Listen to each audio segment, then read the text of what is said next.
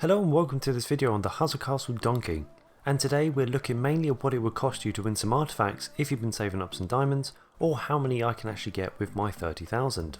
And if this is your first time to the channel, or at least seeing the donkey, I'll be showing you what things you'll be wanting to save up for the next time he comes around, and what things that are not worth spending your diamonds or money on.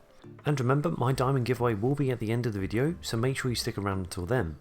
If you're just here to see me spend 30,000 diamonds on the donkey, then you can skip to this time if you like, but for anyone who wants to know what things you should be looking out for and what things you shouldn't be buying, then let's start with what's good from the donkey.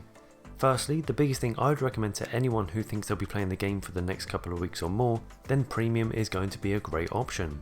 It's half the price that it would usually be, and it can make your gaming experience much more enjoyable. The next thing to be looking out for would be buying items with materials that you have in your castle. The things I would pay materials for would be the 100 diamonds for wood and gold, materials chest for mana, then spending mana and iron on 2 purple gems.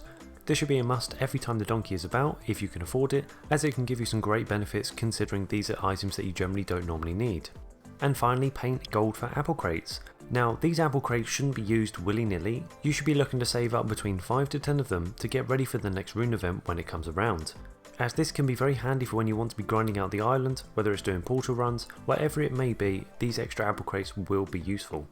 If you was planning on buying a pet, then this would actually be the best time to buy one, as 3 of them are already on discount for a slightly lower price. I wouldn't say this is something you need to buy, but if you was looking at getting a pet, then this would actually be the best way of going about it. I have got one more thing to mention that's worth buying, but I'll be saying that at the end of the video and just before the giveaway. I guess subscribe if you're enjoying the video so far, and if you want to see me cover the next event, which might actually not be that far away. Let's move on to things that people might buy that are certainly not worth the price tag. So starting from the top, paying £48 or £14 for diamonds is unfortunately just a rip-off. Even with the £14 offer, if you just wait long enough, you can actually buy a 2-piece set for £10, which is going to make much more sense, especially if it's for a weapon or armour and soul. The next thing not to buy is materials chest for 15 million gold. Now, I said you can pay with mana, and that's because mana isn't actually an expensive material, nor can you use it to upgrade your gems. But when you pay 15 million gold just for materials, it could have been better spending it elsewhere. The next one is the same for the clan territory sort, and that's paying thousands of diamonds for souls. The price is extraordinarily high for something that's not actually going to be a game changer, and you can get these just by playing the game. Basic legendary souls can come through events, and once you're strong enough, working towards arena ones will become much easier and quicker to do. The last 2 things not to spend on would be the 15 million gold for a legendary weapon, as this is an outrageous price especially just for a basic weapon, and spending 5,000 and 10,000 diamonds for courage points just isn't worth it. If you're trying to save up for an artifact for example, paying for this to get one artifact won't actually make it that much easier for the next one. It's not going to be a quick fix for your team, everything takes time to get your people stronger. So that's everything you need to be looking out for if you haven't seen the donkey before or just wanted my opinion on it. And if you have any questions, then make sure you leave them down below for me to answer. But just before we open these chests, are there really any artifacts that's worth getting from this donkey, or future donkeys, or even the dragon the next time it comes around? And that is actually yes. It's hard to say which one is the best, but let's say you haven't got any runes to put on these to enhance them, then I would have to say the firecracker is the best one to try and get. And in close second would actually be the dragon's eye, so keep an eye out for both of these if you're planning to go for the artifacts. Both of these, if you get lucky, can be great for your team. So if you have the diamonds saved up, then keep watching this video and see how long it takes for me to get some random artifacts, and at the very end I'll give you an average on how many diamonds it's going to cost you just to get an artifact, and then that will give you an idea if you should be even trying this. But another great option for mages can be the ghostly aids. This can be helpful for your mages to avoid high burst damage from the enemies, and give them time to reappear and deal the damage back. So we're now going to open up as many chests as we can for 30,000 diamonds.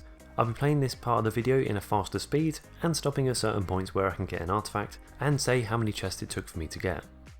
So looking through to the first time we get an artifact, and that happens on number 7, and we get the angelic lock.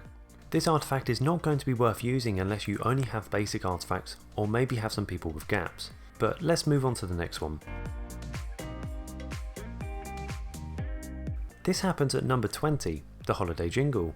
This will be slightly stronger than the angelic lock, but again it's not one of the best artifacts out there, but it can certainly be worth using over the more basic ones. Moving on to the next one, we now have a better chance of getting something good with what's left, so let's see what we can get.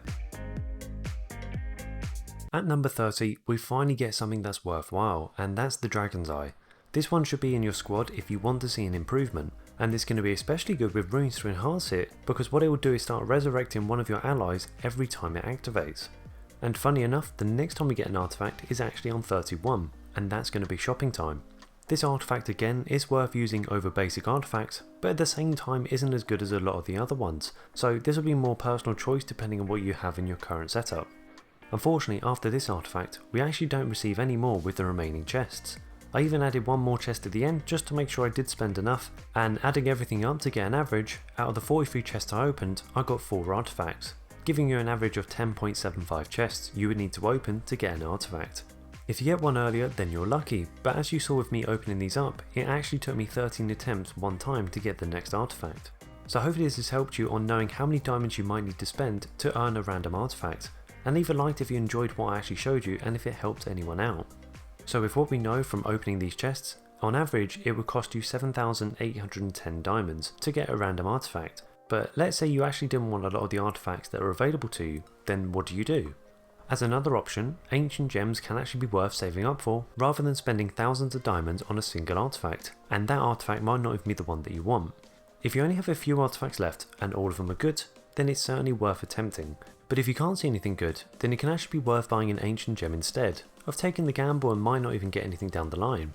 And in a future video, I'm planning on 50,000 diamonds on the legendary gem chests in the store if it allows me, to see how many actual legendary and purple gems that you can receive from it, so make sure you get subscribed as another video in the future that could be certainly worth watching. So thank you for watching this video, please leave a like if you enjoyed it, and again ask any questions down below that myself or other experienced players can answer. So let's finish off the video with this diamond giveaway. If you want your chance to enter, then go into the description and click on the Gleam link to join in. All you need to do is enter your in-game ID and that's it. You can also follow me on Twitter for more up-to-date news on future giveaways. So let's have a look at who the winners might be for the 34th diamond giveaway. And again, I will be covering up sensitive information that not everyone needs to see. So as long as you've entered your in-game ID correctly, then here are your winners. And thank you for everyone who joined in. The next giveaway is already live and ready to join, so you can just go down below and click to join in. And thank you for watching and have an awesome day.